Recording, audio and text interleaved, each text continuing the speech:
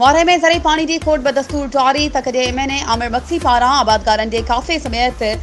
रिक regulator जो दौरो मौके ते मौजूद इरीगेशन अमलदारनि खे सख़्त हिदायतूं जारी कंदे चयो त वारे बैराज जवाहरी आबादकार मुसलसल एहतजाज पिया कनि ऐं एतराफ़नि चऊं था त इन्हनि सां इंसाफ़ नाहे थी सघियो। आऊं हिते मौजूद एसी इंजीनियर खे आगाह थो करियां त वारे बैराज में घुर्बल पानी पहुचाइनि ऐं मूं इन मसइले ते